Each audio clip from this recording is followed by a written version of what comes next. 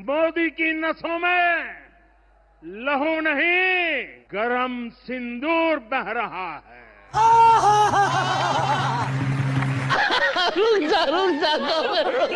और अभी तो रुको, क्लाइमैक्स अभी बाकी। राजकुमार भाटी जी बोलिए, आपकी बारी, बोलिए।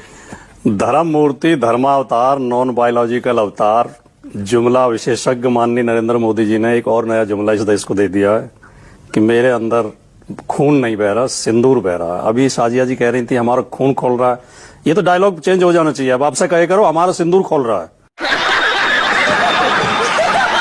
और मैं रागनी नायक जी आपको ये सलाह देना चाहूंगा कि हम और आप इनका मुकाबला नहीं कर सकते। हमारे और आपके अंदर खून दौड़ रहा है, इनके अंदर सिंदूर दौड़ रहा है। दूसरी बात, आप सवाल उठा रही हैं कि कांग्रेस और विपक्षी पार्टियों से क्यों सांसद चुन के भेजे गए हैं। अब इनकी पार्टी में तो ट्रोलिंग के विशेषज्ञ हैं। किसी को गाली दिलवानी हो, किसी अधिकारी को आतंकवादियों की बहन बताना हो, संसद के अंदर ए आतंकवादी चिल्लाना हो, मोदी जी की चरणों में सेना को समर्पित करना हो, तो ये कर सकते हैं। बाहर विदेशों में जाके देश की छवि सुधारने के लिए तो पढ़े लिखे लोगों की जरूरत पड़ेगी, और पढ़े लिखे लोग मिलेंगे विपक्षी पार्टियों में, तो इसलिए इनकी मजबूरी है। ये क्या बात हुई? नहीं, भारतीय जनता पढ़े लिखे सारे विपक्ष में मिलेंगे और मैं तो मानक जी कई बार आपके शो में कह चुका हूं, इनका लेवल जो है, इनकी दिमागी इनका जो बौद्धिक लेवल है बहुत कमजोर होता है। आरएसएस बीजेपी के लोगों का ये गाली गलौज वही सीखते हैं और लाठी चलाना सीखते हैं, लाठी तलवार चलाना सीखते हैं। अंतरराष्ट्रीय कूटनीति क्या होती है इन बेचारों को क्या पता। सफेद कपड़ा अभी बड़ी शान में बोल रही थी साजिया जी, और हम भी सहमत हैं। हाँ। हमारी सेना ने शानदार काम किया है। हाँ। ऑपरेशन सिंदूर सफल ऑपरेशन रहा है, कहीं कोई दिक्कत नहीं। पाकिस्तान के चुन के ठिकानों पर हमला किया है। हाँ। और पाकिस्तान को भारी नुकसान पहुंचाया है। लेकिन जो फोटो आप लगा रही हैं, जो होर्डिंग लगा रही हैं, उनमें मोदी जी की फोटो क्यों है? उनमें उसमें फौजी ड्रेस में, उसमें उन फौजियों की लगाओ नहीं जिन्होंने शौर्य दिखाया है, जिन्होंने पराक्रम दिखाया है।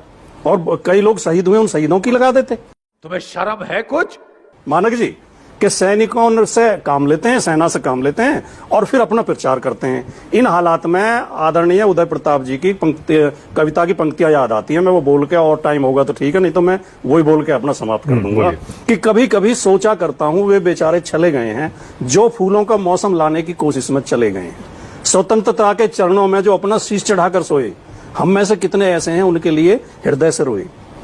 और एक और ध्यान देना इस बात पे, सन 14 से इस दिनांक तक, 2014 सन 14 से इस दिनांक तक केवल ये उत्थान हुआ है, महंगाई हो गई सयानी, भ्रष्टाचार जवान हुआ है।